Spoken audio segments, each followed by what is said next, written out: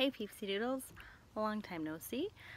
I want to do a quick video today because it was something that I was thinking about this morning, and I'm like, I've mentioned grounding and the importance of grounding and centering and replenishing your energy and cutting cords in other live videos that I've done, but I don't think that I've done one specific video on how exactly I go about doing those things. And so I wanted to do a quick video because I think that everyone can benefit from this,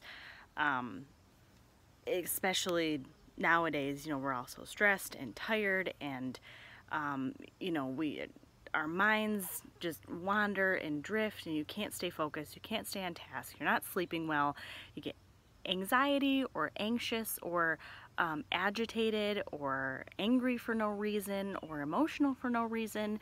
Some of that has to do with the fact that a lot of us are empaths, but other times it has to do with the fact that you have an imbalance because you're not grounded. There's a ton of studies out there. Do yourself a favor and look it up on the benefits of grounding and what grounding can do for your body. The actual physical benefits of, first of all, getting outside and putting your feet onto the earth, and the actual exchange of electrons and what that does and how it actually creates almost like a energetic barrier around it. It's amazing. I highly recommend researching grounding and the benefits of physical grounding, not just in a spiritual sense. But I want to talk to you guys today about how I go about doing that and the way that I learned this technique.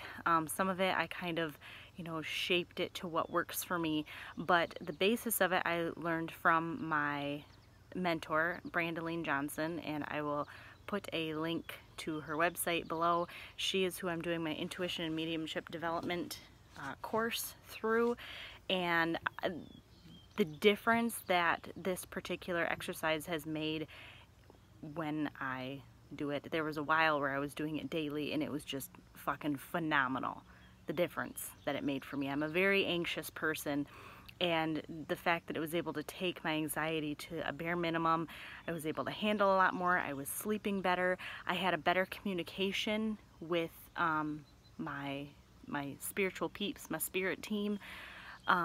It's awesome. So basically,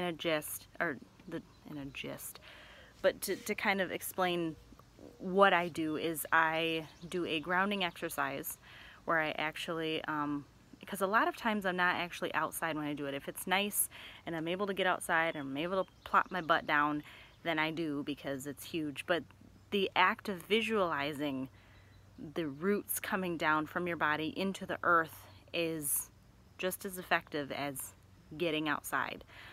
So if you're not able to get outside, then, because you can literally walk outside and plant your feet in the ground and you're grounded. That's a very simplistic way of doing it. But if you're not able to get outside, what I do is I ground first, and I'll tell you what I do there, and then I replenish my energy and balance myself between I guess you would say the heavens and the earth. I get myself a nice balance, and then I cut cords.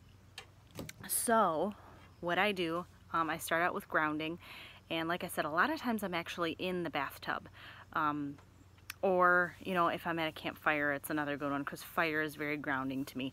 But water is a very grounding element to me at times, especially in the bathtub. It's kind of where I'm able to let go of the stresses of the day.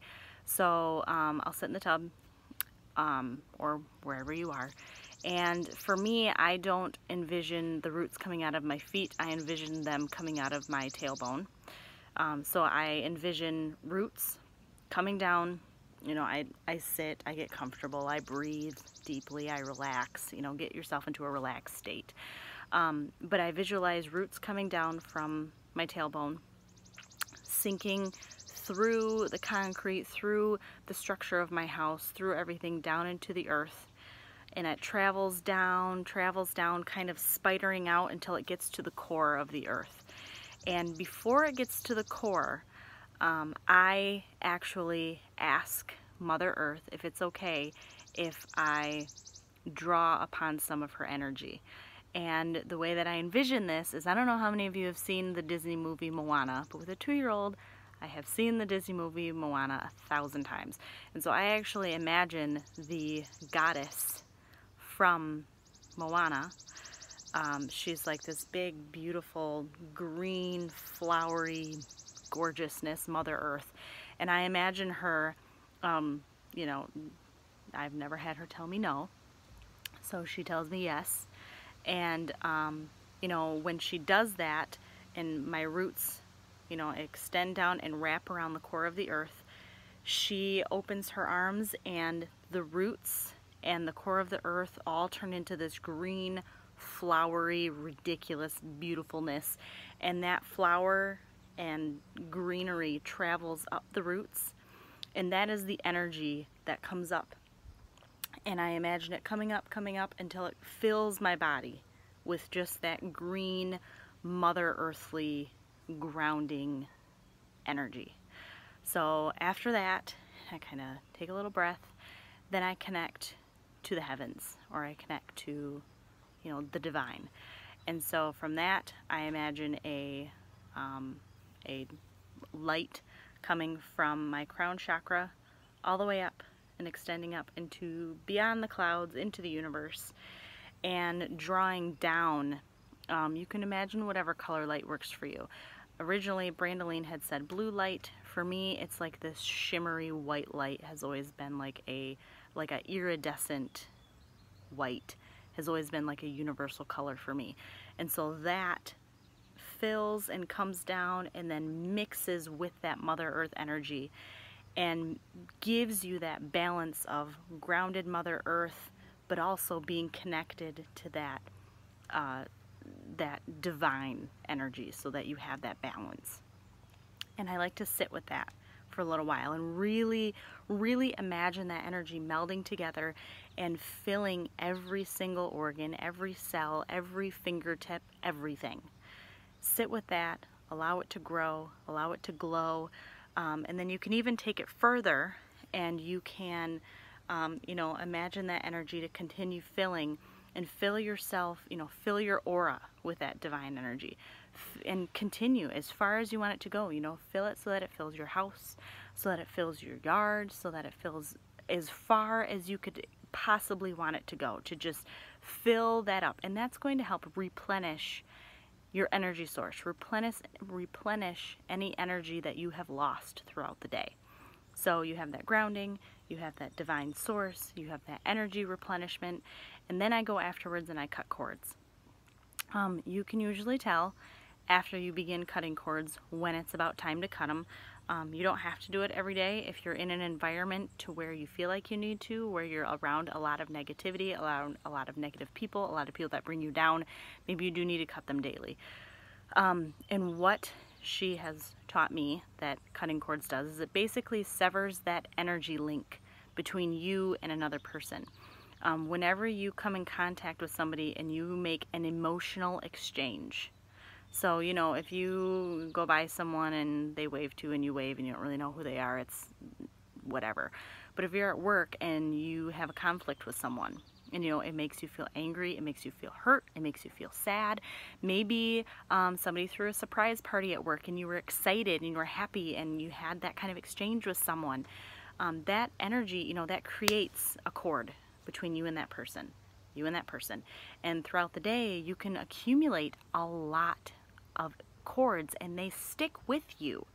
So, you know, there's a lady at work that I'm not super extremely fond of, and when I have encounters with this person that aren't exactly pleasant, that creates a cord.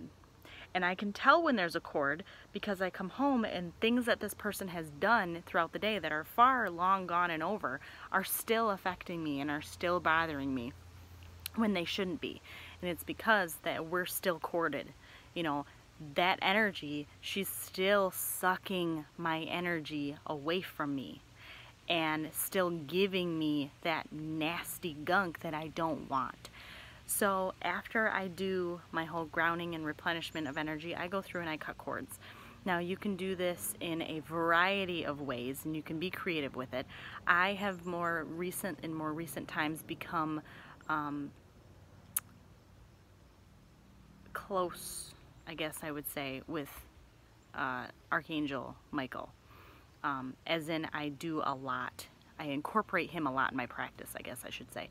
So Michael comes down with his huge wings and his sword, and he's the one that cuts cords for me. I imagine him, you know, just like slashing through them, dancing around me in circles and slashing cords. I can tell when I have a particularly stronger one because I can see one that glows gold, and it takes a couple swipes of his sword, but as he swipes them and they cut in half, I imagine the pieces that are still attached to me like basically dying and falling off and withering away, so that by the time he's done, there are no more cord attachments, they are all gone, and you're good to go. You have your energy out in your bubble that's replenished, your cords are cut, you're grounded, you're good to go.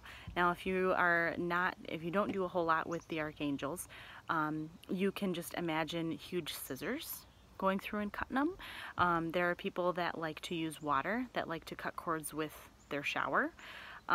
You can use a sword, you can use a katana, you can use, you know, the sky is the limit. I have just always used Archangel Michael, so but there are a ton of ways. It's basically having a visualization of some kind of object or some kind of source. You know, you use fire and burn the cords away, but you want to do it in a way that will get rid of those attachments that you accumulate within that particular day. If you keep up on them, you really don't have to. It's, you know, maybe every couple days, maybe once a week, depending on where you go, you know, whether you stay at home that day or whether you're out in a little bit more of a nasty environment. You may want to cut them a little bit more often. You know, your two-year-old can sap the life out of you. You can cut the cord. It's okay. But yeah, so that's what I got for you guys. You know, definitely ground, at the very least, ground and replenish your energy daily. Whether you do it when you wake up in the morning, or whether you do it after your hard day and you get home from work, or whether you do both. It's an awesome practice to get into daily, and it really doesn't take that long. I have done it sitting on the toilet before. It literally takes me a couple minutes. I'm sitting on the toilet, I'm peeing, I'm doing my business, and I can just feel that agitation for no reason, and I'm like, okay, this bitch needs to ground, or we gonna have some issues today. So I sat there, did my stuff, replenished, got off the commode a whole new person.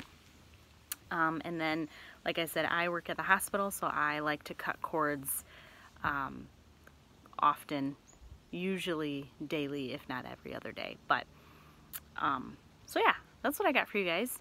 Like I said, I learned these techniques from Brandaline Johnson. I'll leave the link to her website below. She's fantastic.